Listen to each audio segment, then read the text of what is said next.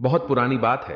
एक जंगल में एक गुरुकुल था जिसमें बहुत सारे बच्चे पढ़ने आते थे। एक बात की बात है, गुरुजी सभी विद्यार्थियों को पढ़ा रहे थे, मगर एक विद्यार्थी ऐसा था जिसे बार बार समझाने पर भी समझ में नहीं आ रहा था। गुरुजी को बहुत तेज से गुस्सा आया और उन्होंने उस विद्यार्थी से कहा, जरा अपनी हथेली तो दिखाओ बेटा।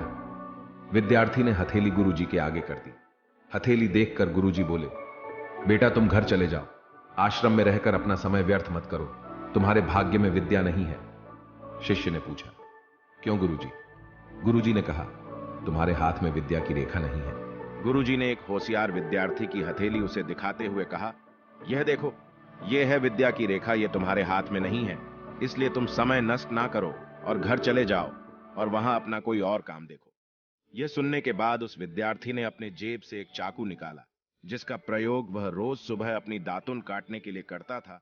उस चाकू से उसने अपनी हाथ में एक गहरी लकीर बना दी। हाथ में खून बहने लगा।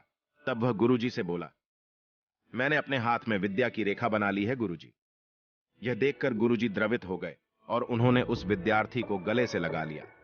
गुरुजी बोले, बेटा, तुम्हें विद्या सीखने से कोई ताकत नहीं रोक सकती है। दृढ़ निश्चय और परिश्रम हाथ की रेखाओं को ही बदल देती है। दोस्तों, वह विद्यार्थी आगे चलकर महर्षि पाणिनि के नाम से प्रसिद्ध हुए, जिसने विश्व प्रसिद्ध व्याकरण अष्टाध्यायी की रचना की है।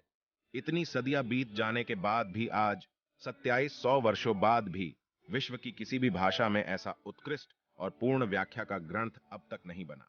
तो दोस्तों, इस कहानी की शिक्षा यह है कि लोग चाहे जो भी बोले, हम हर एक को गलत साबित करते हुए अपनी लगन और कठिन परिश्रम के दम पर जो चाहे वो सब कुछ हासिल कर सकते हैं।